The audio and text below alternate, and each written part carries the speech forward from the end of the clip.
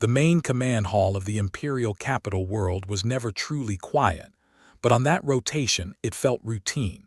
Screens glowed with familiar colors. Voices stayed low and bored. Ships followed their usual paths on the tactical display, tiny symbols sliding across known lanes in calm, slow lines. Commander stood above it all on the raised platform in the center of the room. His four dark eyes moved from screen to screen with practiced ease. His crest plates lay flat against his head, a sign of comfort and control. Nothing had challenged the Empire in years. Threat reports came in, were sorted, and were pushed aside. He liked days like this. A quiet border meant a stable empire. Stable empires were easy to manage. A junior watch officer walked toward him, carrying a slate. The officer moved with relaxed steps, not even trying to hide a small yawn. "Nothing urgent, sir," the officer said. "Trade convoys are on time. Patrols report no incidents. Border stations are all green." Nodded. "Very good, keep it that way." The officer gave a short bow and returned to his station. The routine washed over the room like a warm tide. The Empire had grown so large that most problems felt small. Pirates were unlucky. Rebels were rare. Neighboring powers had learned to bend rather than break. Humans were a small note in old reports. Remembered the first time he had heard the name of their world. Earth. A backwater planet with one system, a short-range fleet, and an undecided role in the Grand Order. They were distant and noisy, but not important. He had never once worried about them. Above the command hall, in orbit high over the capital world of, the Empire's own defense grid watched space with endless patience. Thousands of sensors spun, listened, and scanned. They waited for energy spikes, drive signatures, and any sign of unauthorized movement. For a long time, they found nothing. Then, in a single breath of silence, they saw everything. On the main tactical display, a cluster of new symbols flickered into existence at the very edge of the system. No warning, no build-up, no long-range approach. One moment the space beyond the outer gas giant was empty.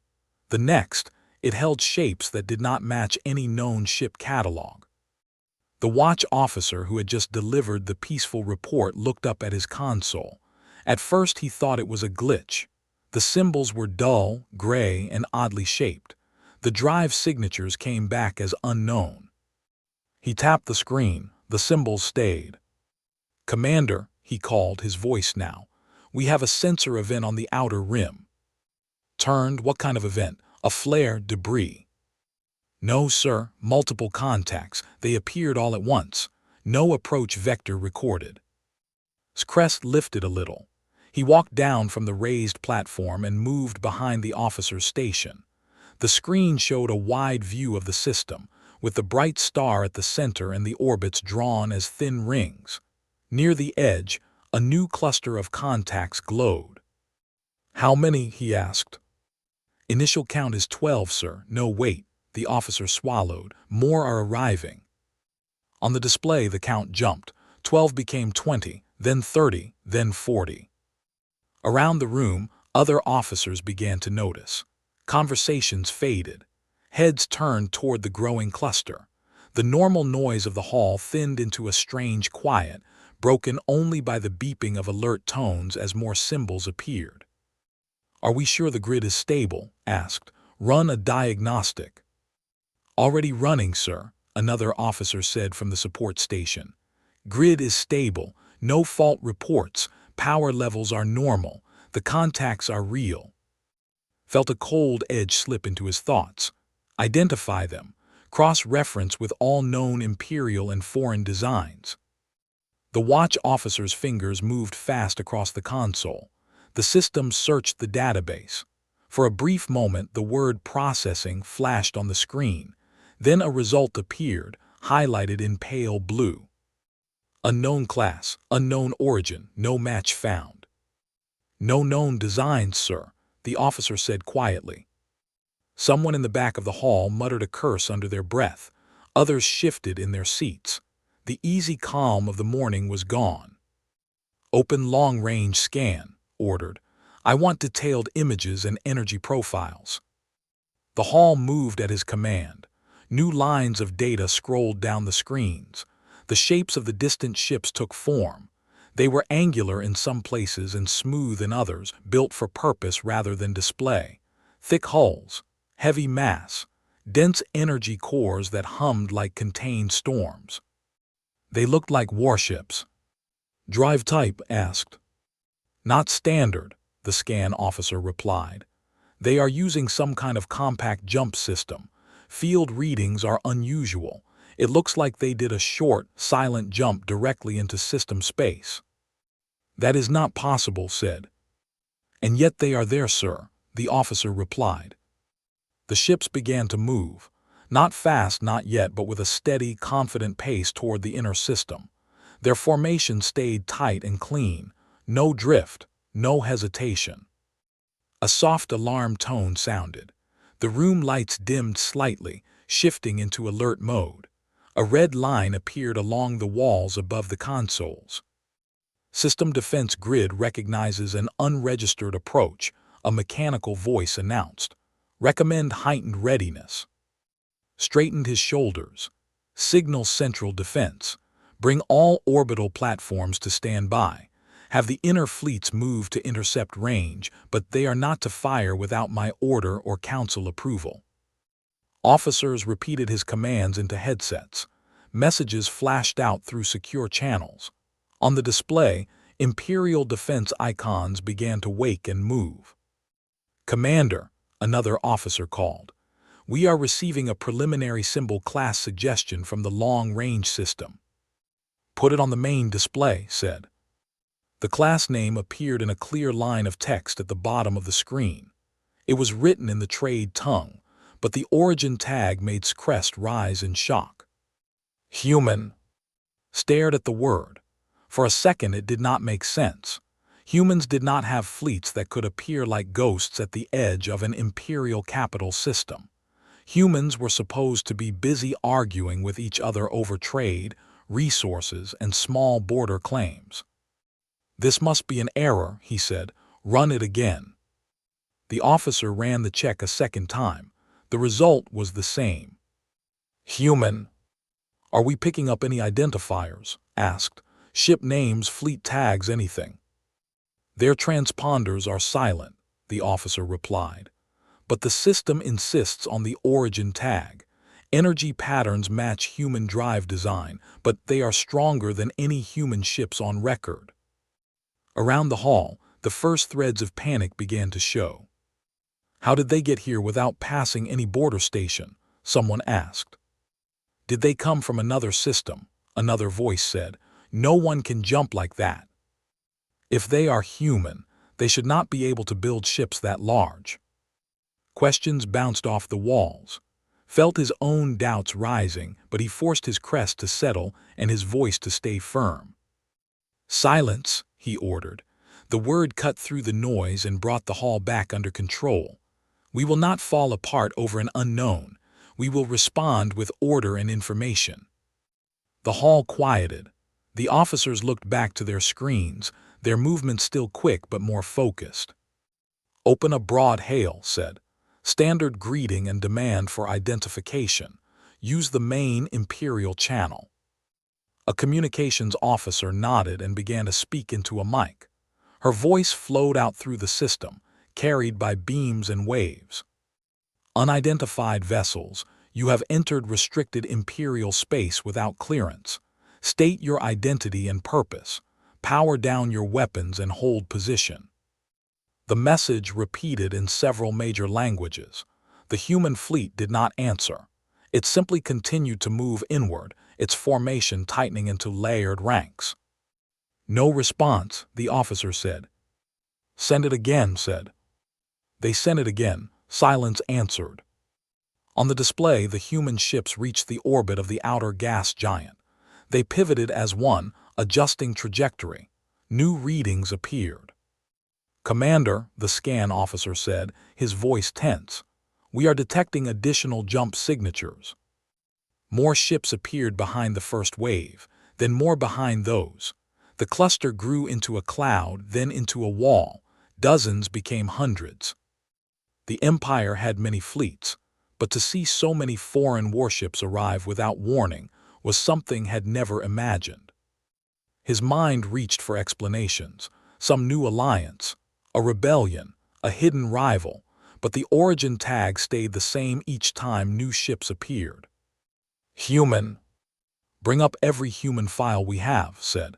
History, military reports, trade data, everything. The support officer began pulling data. Old reports filled the side screens, grainy images of small human frigates, notes about early trade meetings, minor border disputes that had ended with negotiated deals. There were no records of large-scale human wars beyond their own system. They were supposed to be simple, one officer whispered. Ambitious, short-lived, noisy, but simple. They are not simple now, said. The alarms changed pitch. A deeper tone rolled through the hall. The red lights brightened. Incoming transmission, the communications officer said. Her eyes were wide. Source, unidentified fleet, routing through standard diplomatic channel. The entire hall seemed to hold its breath. Put it on main audio, said, and show the source on the central screen. The main display shifted. Part of the tactical view shrank to one side. In its place, a new window opened, waiting to show an image. A brief pause followed as the signal aligned and decoded. Then the window filled with the face of a human. She looked to be in her late 30s by human measure, with calm brown eyes and light brown hair pulled back in a simple tie. Her uniform was dark, lined with quiet marks of rank and service, but nothing about it was showy. Everything about her, from her posture to her steady gaze, suggested control. This is Captain Laura Hayes of the Earth Defense Formation, she said. Her voice was even and clear. To the leadership of the Galactic Empire now present within the command structure. Her words came through in perfect trade tongue, without hesitation. Felt the weight of every eye in the hall as he stepped closer to the display. You have entered our space without authorization, he said carefully. Identify your purpose at once. Captain Hayes regarded him through the screen. She did not look impressed or afraid. She looked like someone reading from a plan she had already reviewed many times. Commander, she said, humanity has observed the actions of your empire along the border regions for some time. We have watched your fleets push into weaker territories. We have watched trade lanes being choked and worlds being forced into debt and silence. Murmurs spread through the hall, heard anger in some voices, fear in others. These matters do not concern your people, said. You have no claim here. We do now, Hayes replied. Effective this cycle, by decision of the United Human Councils and our allied partners, Human will secure and manage this sector. We are assuming control of key routes and defense points. She paused, letting the words settle. We do not come as conquerors, she continued. We come as a stabilizing force. You will retain internal control of your worlds, but your military reach will be limited, your expansion halted, and your worst practices ended. The hall erupted. Officers shouted in disbelief. They dare to speak of control in our capital system, one cried. We should fire on them now, another said. They cannot think they can hold this space, someone else muttered. Lifted his hand again, silence. The noise faded, though the anger did not. He looked back at the screen. Captain Hayes, your demand is unacceptable. This empire has stood for centuries. You are one species, one system. You cannot dictate to us. She did not argue. She simply tilted her head slightly, as if she had heard all this before. Commander, she said, I understand that this is difficult to accept, but your assumptions about humanity are out of date. We are no longer the quiet system you knew. We did not ask for conflict, but we will not allow your style of rule to spread further. Before could respond, a new line of data appeared on the tactical view beside her image. Imperial fleets positioned at distant borders were transmitting emergency reports. One after another, their status icons changed from green to gray. "What is this?" demanded.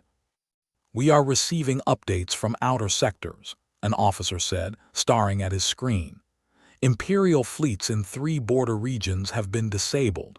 No casualties reported, but their ships are dead in space."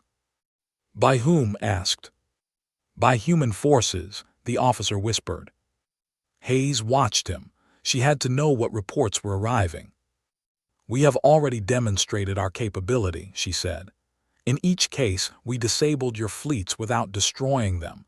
We are not interested in slaughter. We are interested in control of the field." The word control echoed in his mind.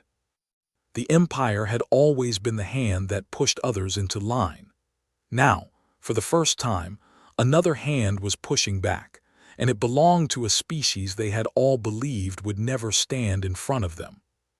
He felt the room tremble around him, not from any physical movement, but from the shifting ground of belief and power.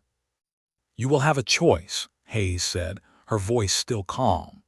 "You can resist and see more of your fleets disabled, more of your routes severed until you stand alone and isolated. Or you can accept a new balance. We are prepared to offer terms that protect your core worlds and your people, while ending your ability to bully the rest of this region."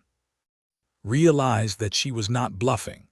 The reports from the border fleets, the silent wall of human warships in his sky, the precise tone of her words, all of it painted one clear picture. Humanity had changed. They had grown teeth in the dark while the Empire looked elsewhere. The hall waited for his answer. Officers who had once laughed at the mention of Earth now watched in stunned silence. Some looked angry, some terrified, some almost hopeful in a way did not understand. He drew in a slow breath. "This Empire does not surrender," he said. "I am not asking you to surrender," Hayes replied softly. "I am asking you to adapt." Her answer unsettled him more than any threat would have. The first part of the confrontation had begun, and knew that whatever happened next, the Empire would never again see the humans as a minor note in their reports. The command hall stayed tense long after the transmission from Captain Laura Hayes ended. Officers whispered to one another, trying to understand how the situation had changed so quickly. Some still believed there must be an error, that the ships outside were fakes or an illusion. But the reports from the outer sectors kept arriving, and they all said the same thing.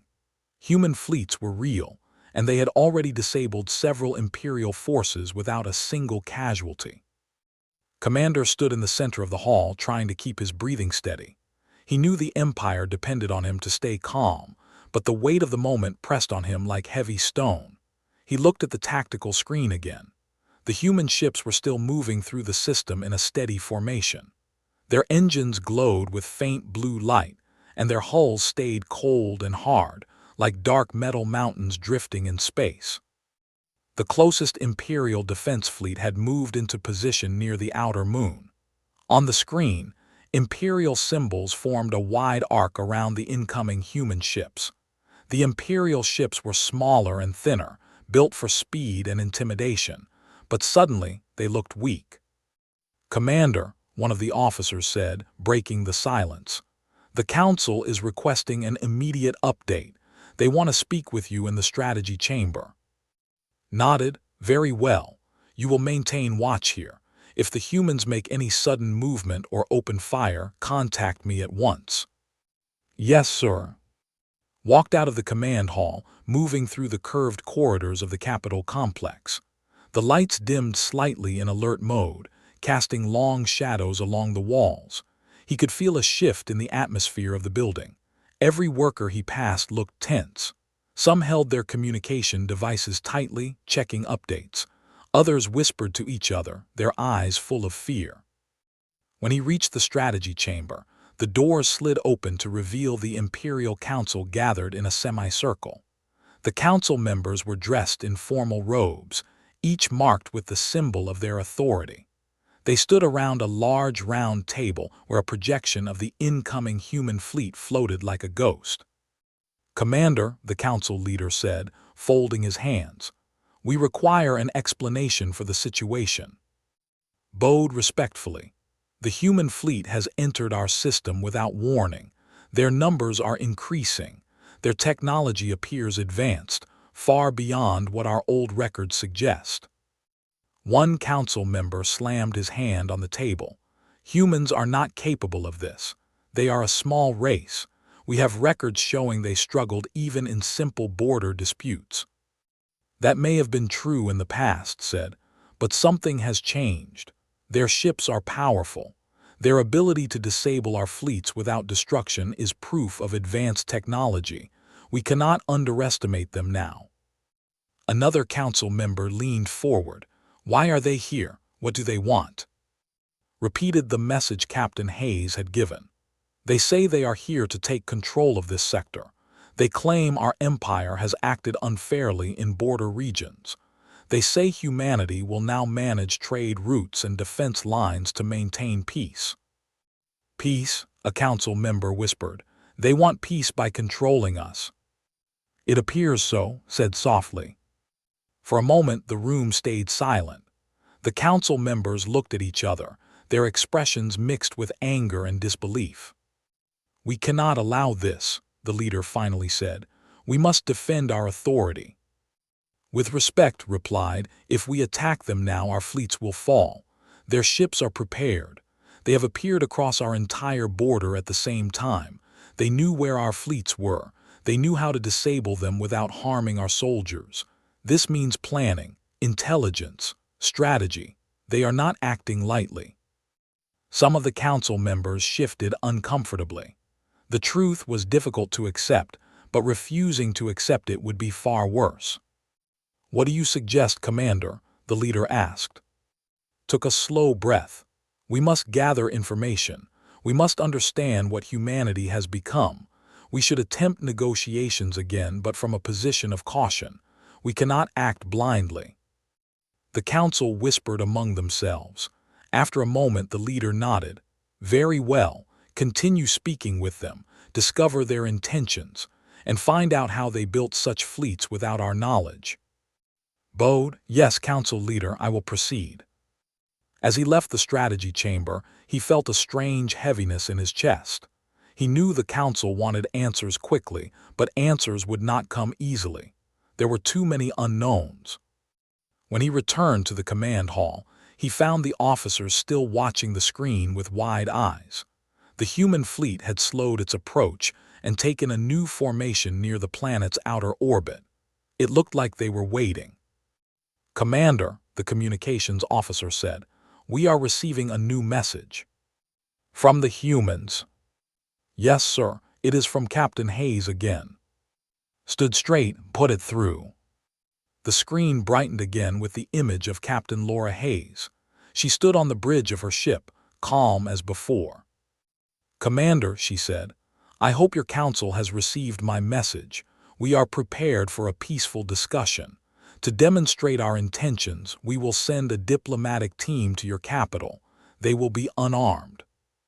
Felt a wave of confusion. "You wish to send personnel down too?" "Yes," she said. "A small team. They will meet with you to discuss our goals and the changes we plan to make. They will bring records, data, and terms." Several officers in the hall stiffened. Allowing human diplomats to land directly on the capital world felt dangerous, even reckless. Chose his words carefully. "Why should we allow this?" "Because transparency is important," Hayes replied, "and because you need to hear the truth from us directly. We did not come to destroy your empire. We came because your empire has caused suffering beyond its walls. That must end." Glanced at the hall. The officers looked uneasy. Some quietly shook their heads. Others watched the screen with curiosity. "We will consider your request," said. "Give us time." "You will have it," Hayes replied. "We will remain in orbit. Our ships will not fire unless attacked. Keep your fleets at distance. There is no need for more fear." The transmission ended. The room filled with whispers again. "They want to land on our world," someone said. They claim to come with peace, but they arrived with, another added. They speak confidently, an officer murmured, too confidently. Raised his hand. We will not panic. Prepare a communication to the council. I will meet with the diplomatic team when they arrive. The officers nodded, though some still looked unsure. Hours passed in slow motion as the human ship stayed in position. The Empire's defense fleets held their ground, watching every movement. Finally, after long discussion with the Council, authorized the landing of the human diplomatic team. A transport ship left the formation of human warships and drifted calmly toward the planet. It was small, without visible weapons. Its engines glowed a faint blue, matching the rest of the fleet. The Imperial landing zone had been prepared quickly but carefully. Guards gathered around the platform, holding weapons but keeping them lowered. The air was heavy with tension as the small human ship descended. The transport landed with a soft hiss. A moment later, the door opened. 3 humans stepped out. A man led them, tall with steady eyes and dark hair. His expression was calm, almost gentle. He wore a dark uniform similar to Captain Hayes. Behind him walked 2 others, a man and a woman, both younger, carrying slim cases. I am Cole, the man said. I speak on behalf of Captain Hayes and the Earth Defense Formation. Stepped forward to greet him. I am commander of the Galactic Empire. You have come at a difficult time. Nodded, we understand. We did not come to bring fear, we came to explain. Gestured toward the hallway leading to the meeting chamber. Then come with me. The council expects clarity. As they walked through the wide corridors of the Capitol building, guards watched the humans carefully, studied from the corner of his vision, walked with no fear. His steps were relaxed, and his eyes moved calmly over the surroundings. You are not worried? Asked. Smiled slightly. Worried? Yes, a little, but we came for peace. Fear does not help peace. What exactly do you want from us? Asked. To stop the Empire from forcing smaller worlds to obey unfair rules, said simply. To stop the spread of cruelty, to protect those who cannot defend themselves. Frowned, your people think they can fix the galaxy. Not fix, said, guide. They reached the council chamber. The council members stood waiting behind the round table. The projection of the human fleet floated above them, cold and silent. Bowed slightly. Thank you for meeting with us. We bring information about our new capabilities, our reasons, and our terms. The council leader crossed his arms. Speak, then. We want to understand how your species achieved what we believed impossible. Set his case on the table. The younger human woman opened it, revealing a small projector. A soft light filled the chamber. Images appeared. Human shipyards, new drive systems, defensive technology, and long records of attacks humanity had faced from other species. Spoke quietly and clearly. Humanity did not grow stronger by choice. We grew stronger because we were pushed. We were attacked again and again. Every time we survived, we learned. Every time we learned, we changed. The council watched in silence. We built our fleets in hidden shipyards, continued. We studied ancient technology found on old ruins. We improved our energy systems.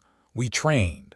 We did not share our progress because we knew some powers would try to stop us. Listened closely.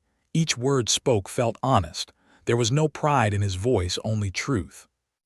We did not come here to destroy your empire, said. But we cannot allow your expansion to keep hurting others. This sector is now under human supervision. You can continue ruling your worlds, but you cannot rule beyond them. The council members whispered among themselves again. One asked if we refuse. Spoke gently. More of your fleets will be disabled, not destroyed. We will not harm your soldiers, but we will not allow continued aggression. The room grew still, felt the weight of the truth settling over everyone. Humanity had changed. They had become a new force in the galaxy, and nothing would return things to how they were before. Cole stood calmly before the Imperial Council, the quiet light from the projector casting soft shadows across the room. Commander watched him closely, trying to read the man's expressions. Seemed calm, almost too calm for someone standing in the center of an enemy capital. His quiet confidence unsettled the council members even more than the human orbiting above the planet.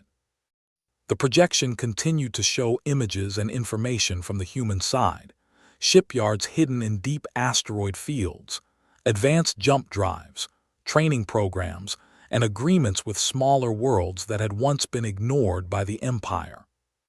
After several minutes, spoke again. "We know this is hard for you to accept, but humans have lived too long under fear from stronger powers. We learned to prepare for the worst, and now we wish to prevent the worst from happening to others." One of the council members frowned. "You say you want peace, but you arrived with an armada." Nodded.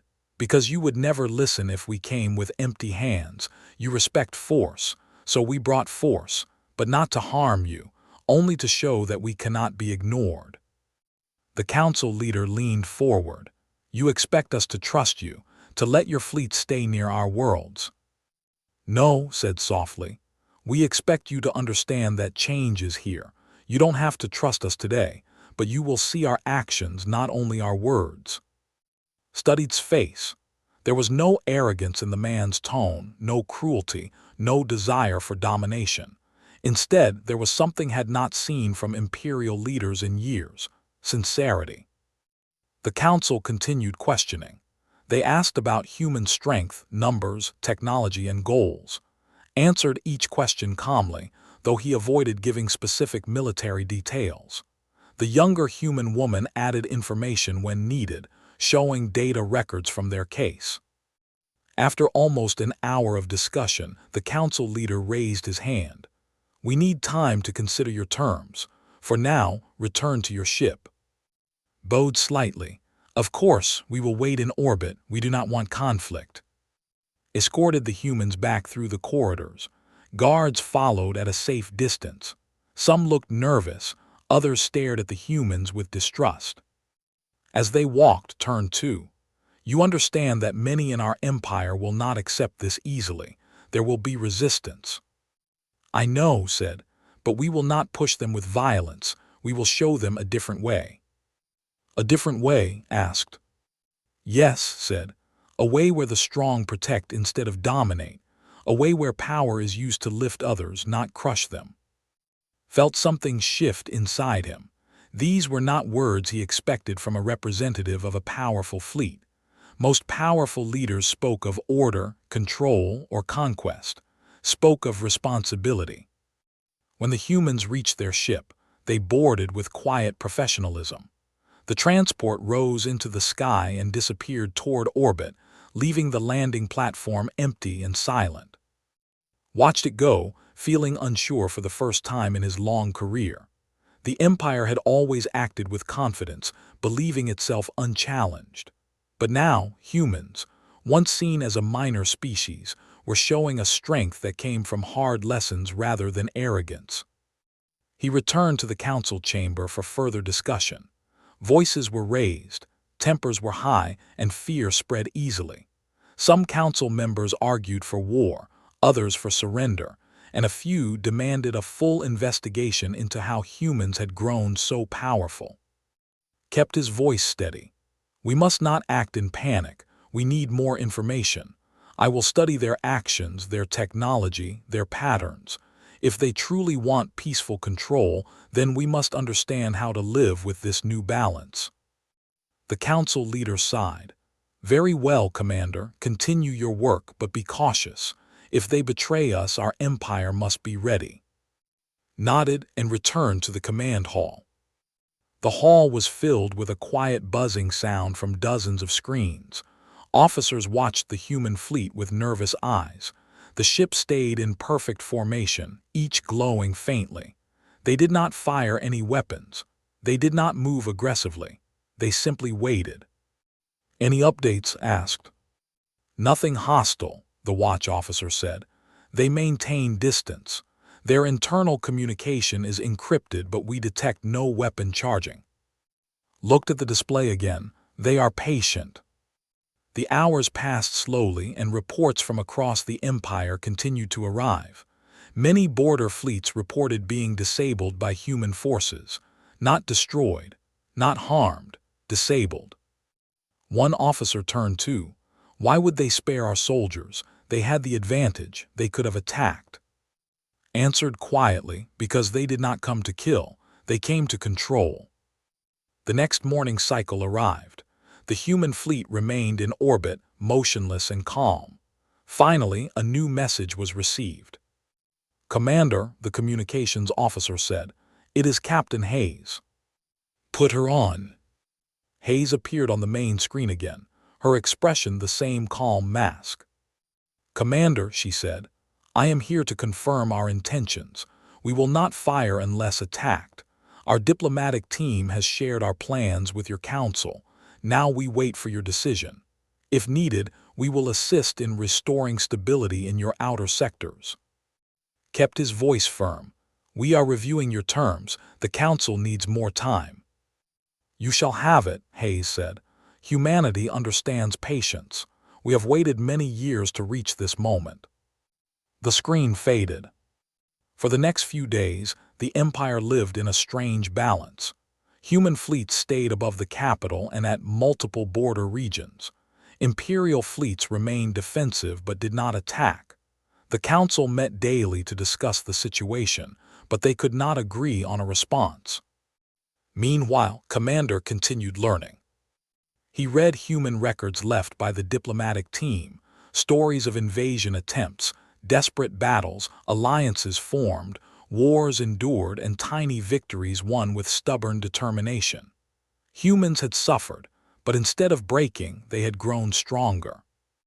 One night, as he studied a digital scroll showing human refugees rebuilding after an attack from a distant enemy, he felt a strange respect grow inside him.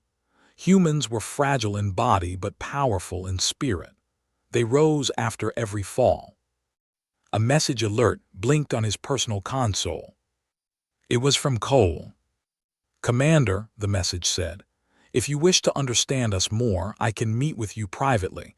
I believe it will help both our peoples." Considered the offer for a long moment. Then he typed a simple reply. "Agreed." The next morning arrived in a small shuttle again. This time there were no guards, no council members. Only a few officers met him at a quiet observation platform overlooking the city. Looked out at the skyline. Tall towers stretched into the sky. The morning sun shone across the silver surfaces. "You have a beautiful world," said. Nodded. "We have built much over the years, but we have also taken much." Turned to him. "Every great power has made mistakes. The question now is what you will do going forward." Felt the words settle inside him. "You speak with calm certainty. You act without fear. How did your people gain this strength?" Sat on the bench near the railing. "It was not easy. We lost many. We made mistakes. But we learned to trust each other. We learned to fight together. We learned that when we rise, we must take others with us." Studied the man carefully. "You do not hate us." Shook his head. "No, humanity has no hate for your people, only concern for your actions." Looked down at the city. "Our empire has ruled through fear for a long time. Most citizens do not see the shadows behind that rule. They only know stability." "And now?" asked. "And now they see our fear," said softly. They talked for hours. Explained more about humanity's rise, their new technologies, their alliances, and their goals. Listened without interruption. When the meeting ended, left quietly, returning to his shuttle. Remained on the platform, staring at the bright sky, lost in thought. The next day, the council announced that they wanted another formal meeting. But this time, something was different. The council members looked less angry, less confused. They looked tired. The council leader spoke to privately before the meeting. "Commander, we must consider the humans' terms seriously. Our fleets cannot fight them. Our borders are exposed, and they have not harmed any of our soldiers. This is not a war. This is a shift in power." Nodded, I agree. The council leader sighed. Then let us proceed. For the first time in our history, we will enter discussions with a species that holds greater power than we do. Felt the weight of the moment. It was not defeat, it was transformation. As the council gathered for the meeting and his two companions walked into the chamber again. This time, the atmosphere felt different. The tension was still present, but something softer lay beneath it, understanding. Bowed respectfully. We are ready to discuss terms that will bring stability to this sector. The council leader nodded. Then let us begin. For the first time, the Empire and humanity spoke not as enemies, not as rivals, but as two powers facing a changing galaxy. Commander looked at and realized something important. Humanity had not come to conquer. They had come to guide. And whether the Empire liked it or not, the galaxy was shifting toward a new order, one shaped by the resilience and strength of humans, a species that refused to break. The third stage of their meeting had begun, and knew the future would not be the same again. The council chamber felt different when the final round of meetings began. The tension that once pushed against every wall had softened, though it had not disappeared. The human representatives had returned, standing calmly at the center of the room as the Empire's leaders took their seats. Commander remained beside the council, watching closely. Cole stood with the same quiet confidence he had shown since the beginning. His two companions carried cases filled with documents and records. They placed them gently on the table as began to speak. "We thank you for meeting with us again," he said. "We understand this is a difficult moment for your empire. Today, we hope to find a path that brings stability to this region." The council leader leaned forward slightly. "We have reviewed your terms. Some we accept, others we must discuss further, but we understand now that resistance will not help our people." Nodded, "We are here to work with you, not against you." The meeting began. They spoke for hours, discussing trade routes, defense lines, border protections, and rules for intervention.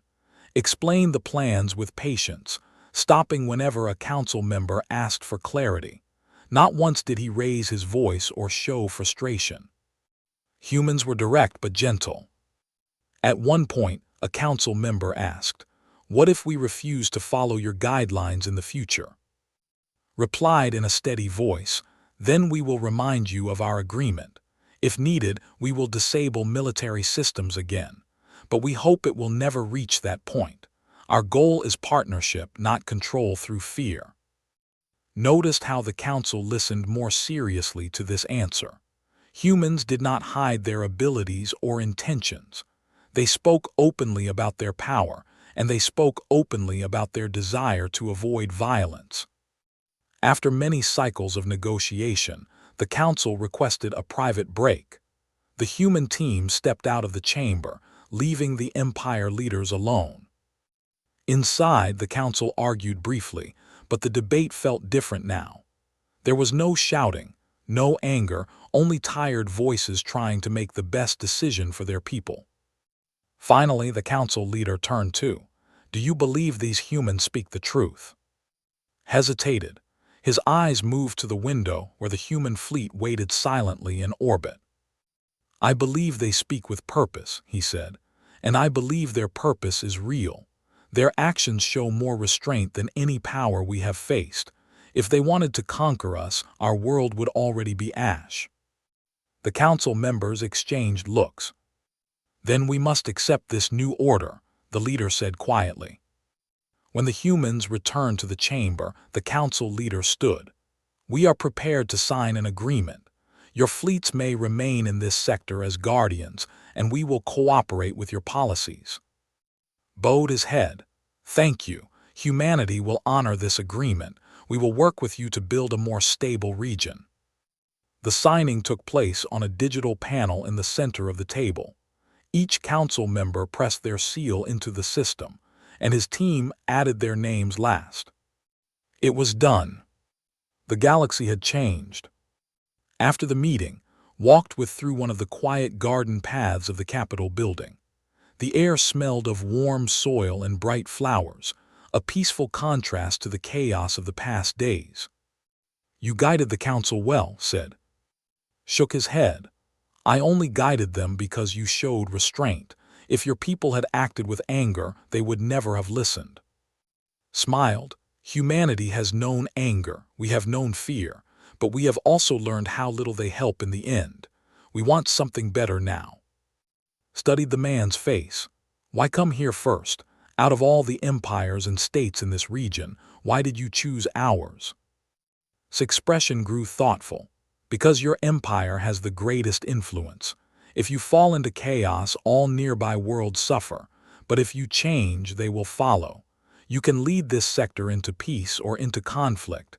We hope you will choose peace." Looked across the garden. "It will not be easy. We have ruled with strength for centuries." "Then learn a new strength," said. "The strength to build instead of break." The words settled deep into his mind. He felt the truth in them. After left to return to his ship, walked toward the command hall. The officers inside looked up as he entered, waiting for news. "It is done," announced. "We have reached an agreement with the humans. Their fleets will stay in this sector, but we remain free to rule our own worlds." The officers exchanged surprised glances. "No fighting?" one asked. "No destruction," another whispered. "No," said, "no fighting, no loss of life." A quiet relief washed through the room. Some officers still looked uneasy, but many others looked grateful. No one truly wanted war with a force they could not defeat. Over the next cycles, the reality of the agreement spread across the empire. Citizens panicked at first when news broadcasts mentioned human fleets, but as days passed with no attacks, fear softened. Soon, smaller worlds under Imperial rule began sending messages. Messages of relief. Messages of hope. Some worlds even thanked humanity for stepping in. Read these reports with growing understanding. He realized that the empire had ignored the voices of many distant settlements. Now, those voices were being heard. The human fleets began to assist with real problems: pirate raids, unstable borders, failing trade networks. They worked quickly and effectively, always with minimal force. Their presence was strong but fair. One morning, received a direct message from Captain Hayes. "Commander," she began, "we will begin moving our secondary fleets to protect your border regions. You may send officers to observe our operations if you wish. We value cooperation." Responded with a simple message: "Thank you, we will send observers." Later that day, he joined a group of Imperial officers aboard a human cruiser for a tour. The interior of the ship surprised him. It was clean and organized, with smooth metal walls and subtle blue lights. Human crew members moved with quiet efficiency. Met at the entrance and guided him through the ship.